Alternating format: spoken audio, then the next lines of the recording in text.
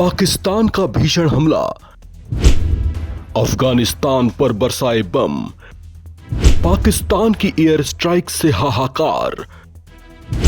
अब कैसा बदला लेगा तालिबान?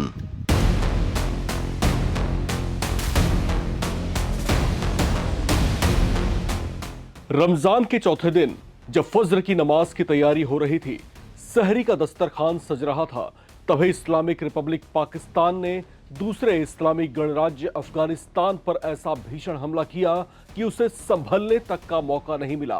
पाकिस्तानी फाइटर जेट्स ने अफगानिस्तान के कई शहरों को भीषण एयर स्ट्राइक से दहला दिया है। भोर में हुए इन हमलों में ताकतवर विस्फोटकों का इस्तेमाल किया गया था, जिनके धमाकों की आवाज से लोग दहशत से भर गए। अफगानिस्तान के मीडिया आउटलेट्स के मुताबिक पाकिस्तानी फाइटर जेट्स ने तड़के सुबह सीमावर्ती प्रांत पत्तिका के बरमल और उरगुन जिले में हवाई हमले किए हैं। इसके अलावा नंगहार प्रांत के खोगियानी जिले में भी हवाई हमले किए गए हैं। इसके साथ साथ नंगहार प्रांत के ही गनीखोल और बेहसूद जिलों में भी फाइटर जेट्स ने बमबारी की है। दावा किया जा रहा है कि इन हमलों में कम से कम 28 लोगों की मौत हुई है, जिनमें अधिकतर टीटीपी के लड़ाके थे। अफगानिस्तान के टोलो न्यूज के मुताबिक पाकिस्तान ने हवाई हमलों में आम लोगों के घरों के साथ ही एक मदरसे को भी निशाना बनाया है। रिपोर्ट्स में दावे किए गए हैं कि पत्तिका के बरमल जिले में बानुसी मदरसे पर एयरक्राफ्ट से मिसाइलें दागी गई हैं। स्थानीय रिपोर्ट्स के मुताबिक कुल 8 टारगेट्स पर यह हमले किए गए हैं, जिसमें भारी नुकसान हुआ है। हालांकि मरने वालों की वास्तविक संख्या या एयर स्ट्राइक से हुए कुल नुकसान की अभी तालिबान प्रशासन ने आधिकारिक पुष्टि नहीं की है। इन बड़े हमलों को लेकर पाकिस्तान का दावा है कि उसने अफगानिस्तान के सीमावर्ती इलाकों में तहरीक तालिबान पाकिस्तान यानी टीटीपी और इस्लामिक स्टेट खोरासान के चरमपंथी समूहों के ठिकानों पर निशाना बनाकर हमला किया। पाकिस्तान के सूचना मंत्री अताउल्लाह तरार ने इन हमलों की पुष्टि की है। पाकिस्तान के सूचना मंत्री अताउल्लाह तरार ने सोशल मीडिया प्लेटफॉर्म एक्स पर इन हमलों की जानकारी साझा करते हुए कहा कि पाकिस्तानी सेना ने तहरीक तालिबान पाकिस्तान और उसके साथियों के साथ कैंपों के खिलाफ इंटेलिजेंस बेस्ड सिलेक्टिव ऑपरेशन किए। उन्होंने बताया कि बॉर्डर इलाके में आतंकी समूह इस्लामिक स्टेट से जुड़े एक समूह को भी निशाना बनाया गया। काबुल ने हमलों पर अभी तक कोई प्रतिक्रिया नहीं दी है।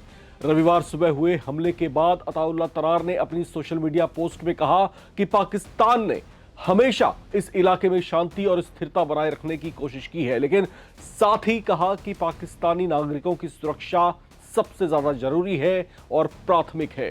ताजा हमले तब हुए हैं जब कुछ दिन पहले ही एक आत्मघाती हमलावर ने बंदूकधारियों के साथ मिलकर अफगानिस्तान की सीमा से लगे उत्तर पश्चिमी खैबर पख्तूनख्वा जिले में बाजौर जिले में एक सुरक्षा चौकी की दीवार में विस्फोटकों से भरी गाड़ी घुसा दी थी।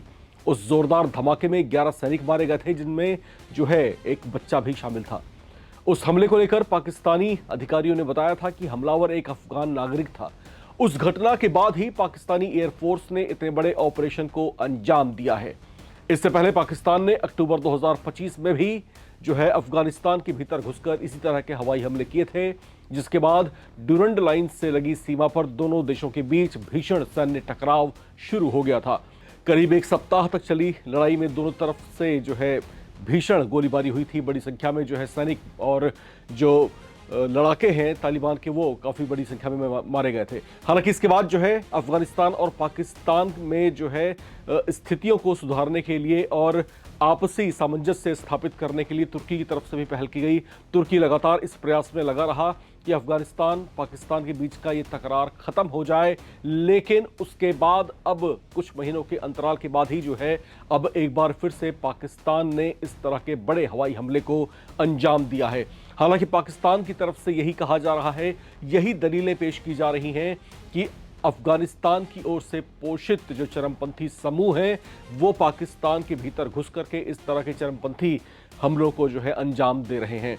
हालांकि इसे बदले की कार्रवाई और जो चरमपंथी समूहों के ठिकाने हैं उसको निस्तेनाबूद करने के लिए ये ऑपरेशन चलाया गया है। इस तरह की दलील पाकिस्तानी प्रशासन की ओर से दी जा रही है। हालांकि अब यहाँ पर देखना ये दिलचस्प है कि इस बड़े हमले पर अब किस तरह का रिटेलिएशन अफगानिस्तान की तरफ से होता है, क्योंकि अफगानिस्तान का जो तालिबान प्रशासन है वो बख्शेगा नहीं, बदले की कार्रवाई होगी। वो बदला कैसा होगा, तमाम अपडेट्स के साथ हम फिर आपके बीच हाजिर होंगे। आप देखते रहें नवभारत टाइम्स।